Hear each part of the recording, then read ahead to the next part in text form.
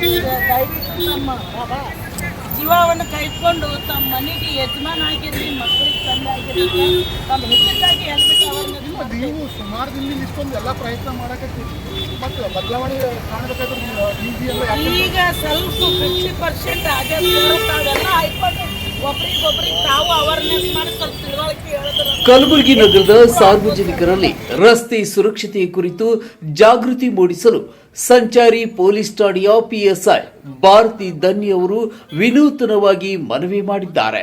ಹೌದು, ರಸ್ತೆ ಅಪಘಾತಗಳನ್ನು ತಡೆಗಟ್ಟುವ ಹಾಗೂ ಅಮೂಲ್ಯ ಜೀವಗಳನ್ನು ಉಳಿಸುವ ಉದ್ದೇಶದಿಂದ ಕಲಬುರಗಿ ನಗರದ ಸಾರ್ವಜನಿಕರಿಗೆ ಸಂಚಾರಿ ಪೊಲೀಸ್ PSI ಭಾರತಿ ಧನ್ಯ ಅವರು ಕೈಮುಗಿದು ಮನವಿ ಮಾಡಿಕೊಂಡಿದ್ದಾರೆ. ದ್ವಿಚಕ್ರ ವಾಹನ ಸವಾರರು ಕಡ್ಡಾಯವಾಗಿ ಹೆಲ್ಮೆಟ್ ಧರಿಸಿ ಸಂಚರಿಸಬೇಕು. ಹೆಲ್ಮೆಟ್ ಧರಿಸುವುದು ದಂಡದಿಂದ ತಪ್ಪಿಸಿಕೊಳ್ಳಲು ಅಲ್ಲ, ತಮ್ಮ ಜೀವವನ್ನ ರಕ್ಷಿಸಿಕೊಳ್ಳಲು ಎಂಬ ಸಂದೇಶವನ್ನ ಅವರು ನೀಡಿದ್ದಾರೆ.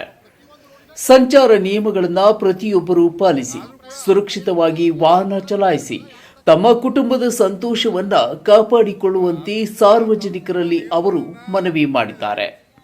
ಒಂದು ಹೆಲ್ಮೆಟ್ ನಿಮ್ಮ ಜೀವವನ್ನ ಉಳಿಸಬಹುದು. ಹೀಗಾಗಿ ಪ್ರತಿಯೊಬ್ಬ ದ್ವಿಚಕ್ರ ವಾಹನ ಸವಾರರು ಕಡ್ಡಾಯವಾಗಿ ಹೆಲ್ಮೆಟ್ ಧರಿಸಿ ಸಂಚಾರ ನಿಯಮಗಳನ್ನು ಪಾಲಿಸಿ ಸುರಕ್ಷಿತವಾಗಿ ಸಂಚರಿಸಿ ಎಂದು ಸಂಚಾರಿ ಪೊಲೀಸ್ PSI ಭಾರತಿ ಧನ್ಯ ಅವರು ಸಾರ್ವಜನಿಕರಿಗೆ ಮನವಿ ಮಾಡಿದ್ದಾರೆ.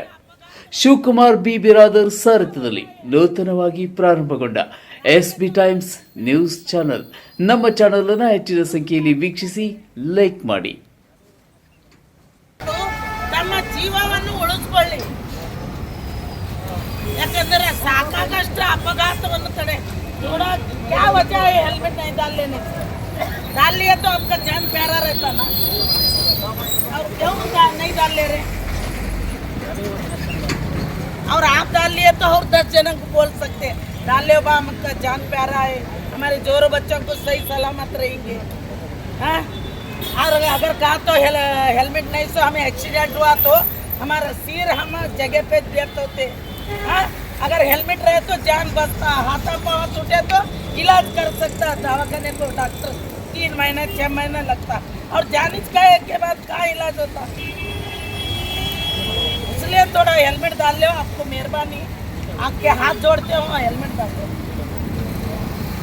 ಒಬ್ಬರಿಗೆ ತಾವು ಅವೇರ್ನೆಸ್ ಮಾಡಿ ಸ್ವಲ್ಪ ತಿಳುವಳಿಕೆ ಹೇಳಿದ್ರೆ ಹೆಚ್ಚಿಗೆ ಇಂಪ್ರೂವ್ ಆಗ್ಬೋದು ಸರ್ ಮುಂದೆ.